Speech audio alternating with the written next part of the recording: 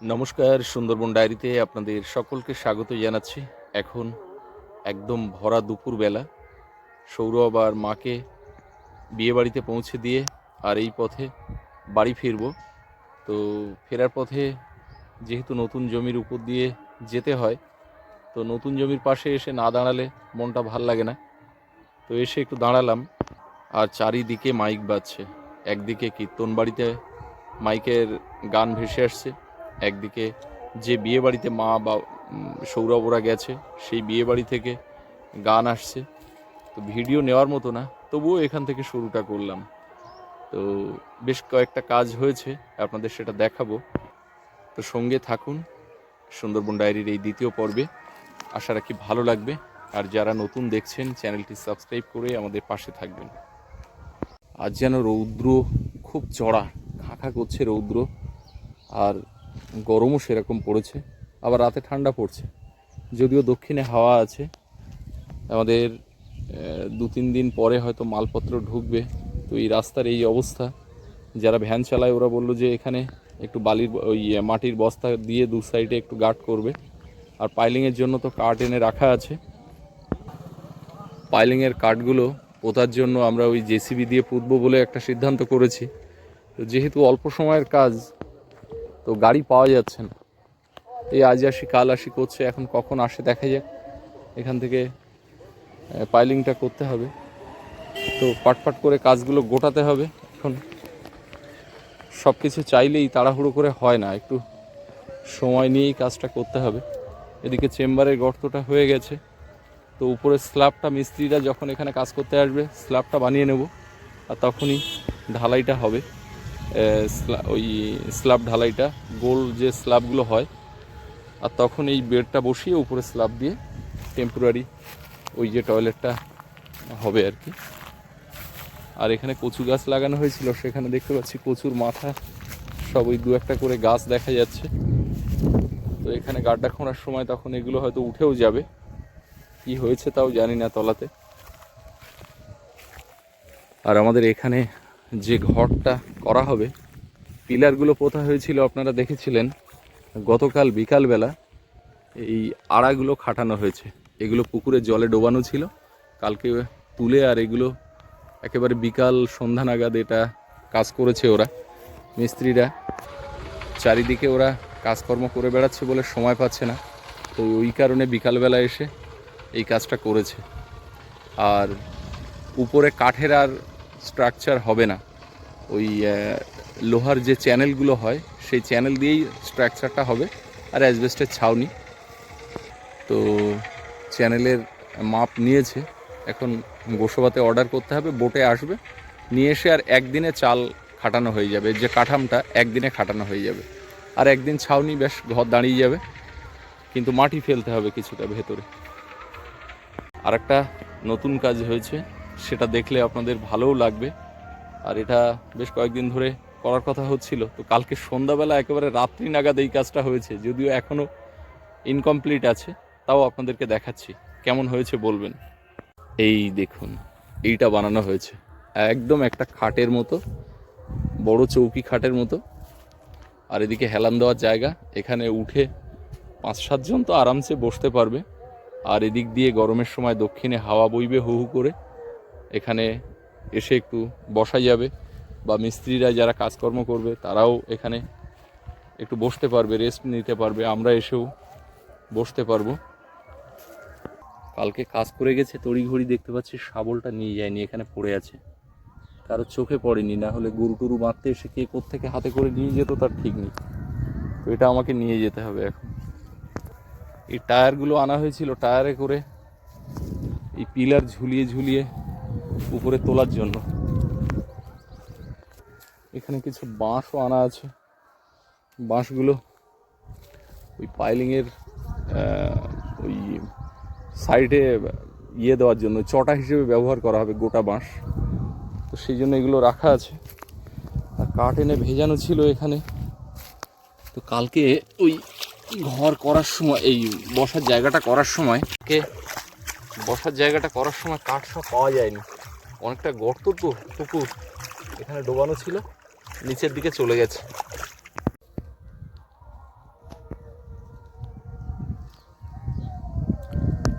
পুকুরের জল, গামছা আনলে স্নান করতে পারতাম। আজকে গরম ছিল, অনেকদিন ধরে ভাবছি স্নান করব এই পুকুরে, হচ্ছে না। তবে 2-1 দিনের মধ্যেই সেটা হবে, এবং প্রতিদিনই হয়তো হবে। এখানে কাজ কিছুটা বাকি আছে, এই দেখুন ফাঁকা ফাঁকা আছে। এখান দিয়ে একটা এরকম তলা দিয়ে একটা ওই সাপোর্ট দেওয়া হবে, দিয়ে আর এখান থেকে এই যে গ্যাপগুলো রয়েছে এগুলো পূরণ করবে। আর এই সামনে আপাতত বসা যাবে, এই যে 4-5টা এগুলো এ মাথা ও মাথা আছে, কিন্তু এইগুলোতে একটু একটু গ্যাপ আছে এইগুলো, এর জন্য মাঝখান থেকে একটা সাপোর্ট তলা দিয়ে দেওয়া হবে। আর এই যে উঁচু হয়ে আছে ওগুলো কেটে সুন্দর করে সাইজ করে দেওয়া হবে। তো ইলেকট্রিক লাইনটা কালকে একটু ডিস্টার্ব করছিল বলে আর ওটা করা যায়নি। আর এদিকে মিটারের অ্যাপ্লাই করা হয়েছে, ওটাও এসে যাবে, কারণ ইলেকট্রিক না হলে কোনো কাজ হবে না। যদিও মিটার আসার আগে কাজ শুরু হলেও ইলেকট্রিক লাইন আমরা নিতে পারবো পাশের থেকে, এই ব্রিজের কাজ করার সময়ও নিয়েছিলাম।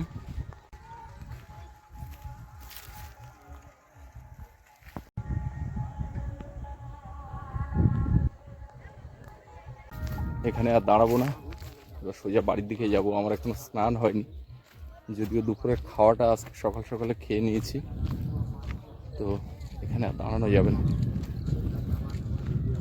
বাবা এখনো বিয়ে বাড়িতে বের হয়নি, বাড়িতে ওই হাঁস ছাগল যেগুলো রয়েছে ওগুলো উঠিয়ে রেখে তারপরে বাবা আবার বিয়ে বাড়িতে যাবে। আর সুস্মিতা তো মেয়ে নিয়ে থাকলে আর অন্য কোনো দিকে বেরোতেই পারবে না। বাবা, মা আর সৌরভ, ওরাই হচ্ছে নিমন্ত্রণ রক্ষা করতে আজকে যাবে।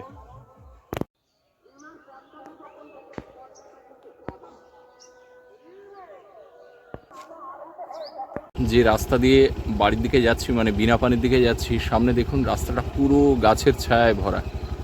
এইদিকে বাঁদিকে গাছ, আর সূর্যটা বাঁদিকে হেলে পড়েছে, আর গাছের ছায়াটা দুপুরবেলা পুরো রাস্তার এমাথা ওমাথা।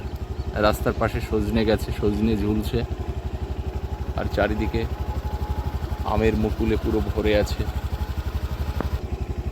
এদিকের এই যে ড্রেনে অল্প কিছু জল ছিল, সেই জলটাও ছেঁচা হচ্ছে, ওদিকে মাছ ধরছে দেখতে পাচ্ছি। বিনা পানি এলাম, একটা জনপ্রাণী নেই, পুরো শুনশান, দোকানপাট।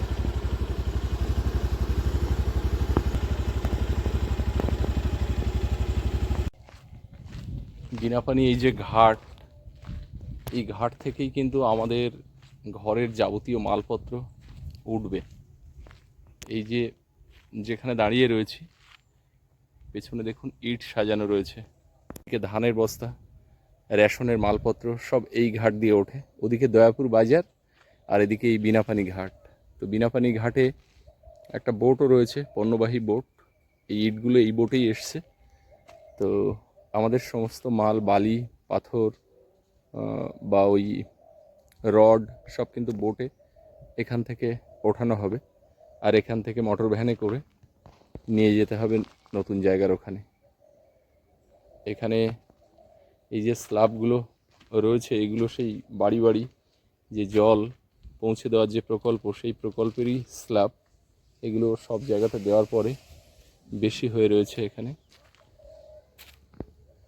আর মরা কোঠাল বলে নদীর চর শুকনো, নৌকা একটা বাঁধা, গাছের পাতা পড়ে পুরো ভর্তি হয়ে গেছে।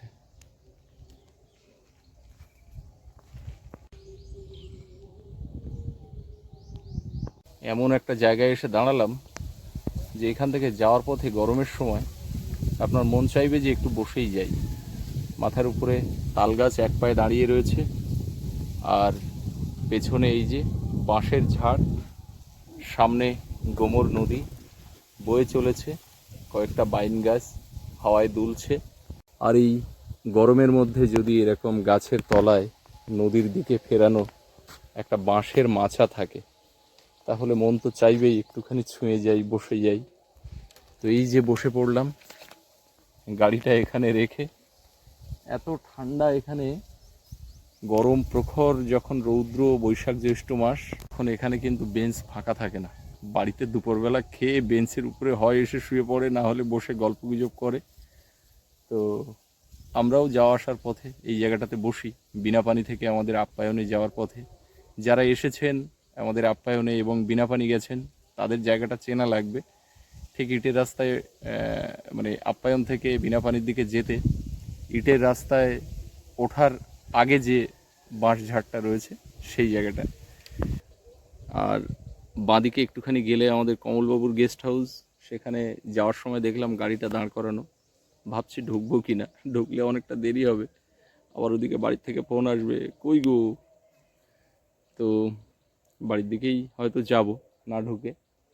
আর ওদিকে নদীতে এখন ভাটা হচ্ছে, মরা কোটাল, সামান্য একটু করে জল উঠছে আবার নেমে যাচ্ছে। তো সামনে পূর্ণিমা, আর পূর্ণিমার গোনটা পেছন ভারী, মানে পূর্ণিমার পরের দিকে গোনটা বড় হয়, জোয়ারটা বেশি ওঠে।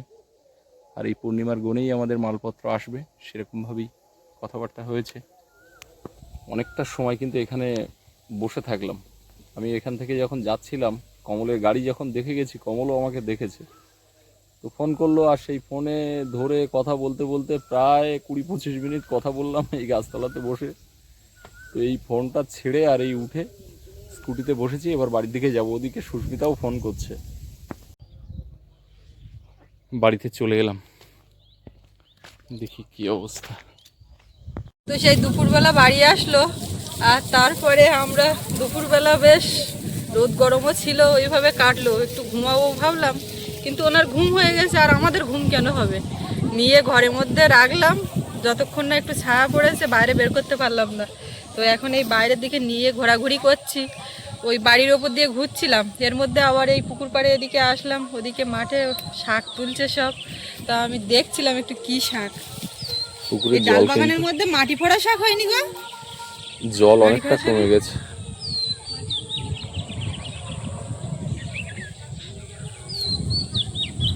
সূর্যটা ডুবে যাচ্ছে ওই ঘরের কোণ দিয়ে। ও পাশে আমাদের বাড়ির ওপর গেলে ওইখান থেকে দেখা যাবে। আর ওর ঠাকুরদার ছাগলগুলো এখানে ছিল, সে অনুষ্ঠান বাড়ি যাবে বলে সারা দুপুর ছাগলের পেছনে লেবার দিয়েছে। মানে ওখানের থেকে একবার নাড়ে বাঁচছে, ওখান থেকে মানে বেলায় বেলায় তুলে দিচ্ছে, তো এখন ওই নিয়ে চলে যাচ্ছে, তুলে দিচ্ছে, তাই ওরকম করছে ছাগল যাচ্ছে বলে। হ্যাঁ চলে গেছে, আমরাও যাবো। মনে করছে তাড়াতাড়ি করে খাইয়ে পেট ভরিয়ে দেবো। এবার আমি কটা হাঁসের জন্য খাবার দেবো। হাতে ওটা কি তোমার? হ্যাঁ কি গো, কি ওটা কি? ছুরিটা হাতে ছিল, তা আমি একটুখানি নিয়েছি, তার যা চিৎকার করে উঠলো। চিৎকারটা এখন ভালোই দিচ্ছে দেখতে পাচ্ছি না। এটা তো আরেকটা ভালো খবর আছে, নিচের দুটো দাঁতও দেখা যাচ্ছে। ও হ্যাঁ, উপরে 3টে, নিচে 2টো, সবে 5টা দাঁতের সন্ধান পাওয়া গেছে। কিন্তু দুপুরবেলা আবার যে কাণ্ডটা করে ফেলছিল সেটাও কি ঠিক করছে না, তোমার মেয়ে? ও যা তা মুখে দিচ্ছে। কেন আমি এখান থেকে হাঁটছি, ওই মূলোর যে দানাগুলো হয়েছে শিশুটা পুরো এরকম ছড়ি পড়েছে, তাই আমি দেখছি ভেঙে আনছি। এই দানা রাখলে তো আর কিনতে হয় না, তো ভেঙে একটুখানি দেখছি। ও আমার থেকে নিল, নেওয়ার যেটুকুনি টাইম হাবা উঠছে, দিতে গেল, যেই কেড়ে নিয়েছি সেও কান্না। আহ, ডাল গাছ যেন মাথা তুলে দাঁড়াতেই পারছে না। সে কবে ডাল ছড়ানো, হ্যাঁ আর কবে হবে? হবে খন, কিন্তু না এই মাঝখানে যে একটা বর্ষা কোনো দিল না, সেই সময়ও যদি বর্ষা হতো তাও কিছুটা।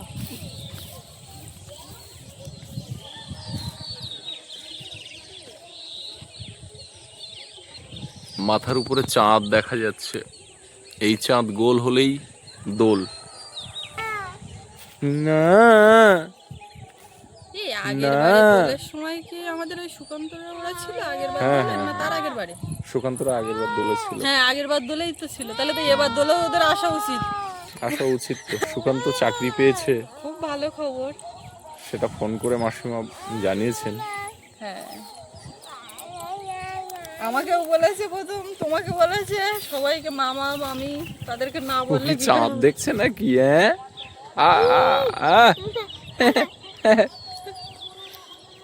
দাদা বিয়ে বাড়ি গেছে, দাদা দাদা করলে হবে? দাদার বললাম ঠাকুরদার সঙ্গে সন্ধ্যাবেলা যাস, তা ও বলে আমার ঠাকুরদার সঙ্গে ঠিক হবে না। ঠাম্মার সঙ্গে হবে, কিন্তু ঠাকুরদার সঙ্গে হবে না। ঠাকুরদার মতো আসবে, ঠাকুরদা কোথায় বসবে, কোথায় চা খাবে, মানে ওই যে ব্যাপারটা ওই একটু এদিক ওদিক হয়ে যায়, তো ও সেটা কেয়ার নেওয়ার দিক দিয়ে ঠাম্মাই বেস্ট। আর ঠাকুরদার কাছে হলেও ছাড়তেও একটু দুবার ভাবতে হয়।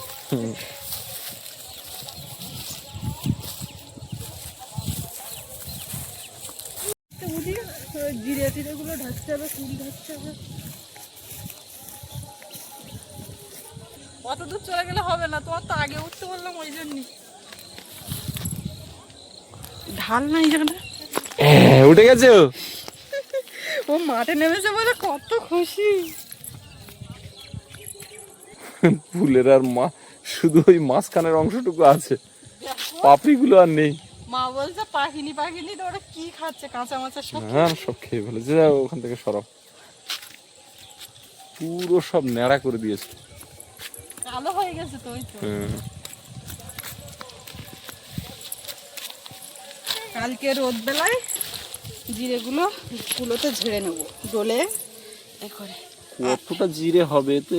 যা 100 হোক, গ্রাম 100 200 গ্রাম হবে হয়তো। সত্যি জিরে শুকিয়ে যে এইরকম হবে। জিরের তাহলে দাম কেন হয় এবার বুঝতে পারছো? হ্যাঁ, কতটা জায়গা বেড়ে করে আর এই কটা জিরে হয়। এবার পুরো জিরে একদম ঠিক প্রমাণ সাইজ। তখন মনে করছি আমাদের জিরে এত মোটা কেন। তো একটা তুললে কি আর দেখা যায়? হ্যাঁ এবার জিরে মতো মনে হচ্ছে, এই যে একদম জিরে।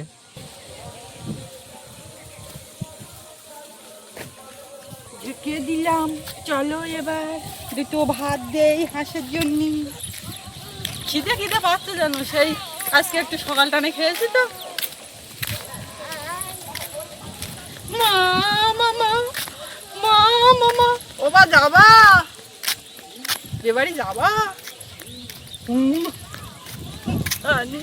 তুমি যাবে? হ্যাঁ দিচ্ছি। কি তুমি খাবো ভাত? ও হাঁসের খিদে টিদে লাগেনি? ছাগলগুলো তুলে দিয়েছি, এবার বেরোবো। তুমি সাজে বুঝে আসো।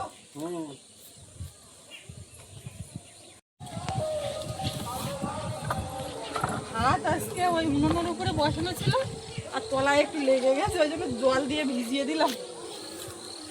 এই যে হাঁসের জন্য যাচ্ছে। কি খবর? কি গো মার দিকে তাকিয়ে আছে। আমরা রাস্তায় যাব? হ্যাঁ মা, আমরা রাস্তায় যাব। এই তো আমরা নদীর রাস্তায় উঠে গেছি।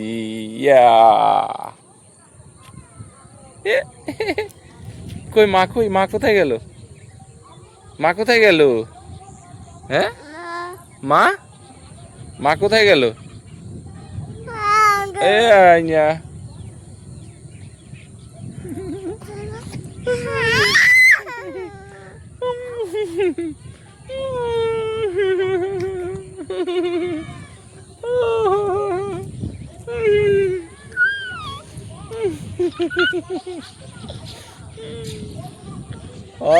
দম বন্ধ হয়ে গেল।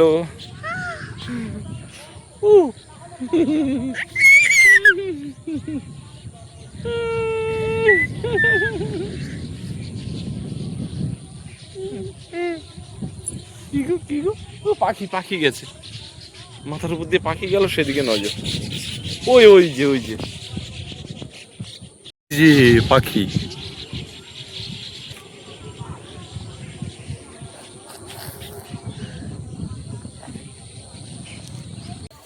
কোলে করে আমার কোলে যতক্ষণ থাকবে ততক্ষণ এইরকম। ওর বাবার কাছে রেখে আমি বাইরের যা কাজ ছিল সেগুলো সব সেরে নিলাম। আর ওকে রেখে তো বাইরে এদিক ওদিক কোনো কিছু করতে পারবো না, ওই জন্য দেখুন অবস্থা। এ বাবা, সে ছাগল এই সব বাইরে। বাবা বেঁধে গেল, কিভাবে বেঁধে গেল তো কি জানি। মশারি দিল, বাঁধলো, সব বাইরে। এখন মেয়ে নিয়ে আমি এই ছাগল কি করে বাঁধি? মা ওই দেয়া কি অবস্থা। এখন যাই করে দড়ি টেনে সামনে মাথায় এনে বেঁধে রাখতে হবে, পেঁচিয়ে, নাহলে পেছন দিকে ছাগল ঘরে টরে তো আমি ধরে যেতে পারবো না।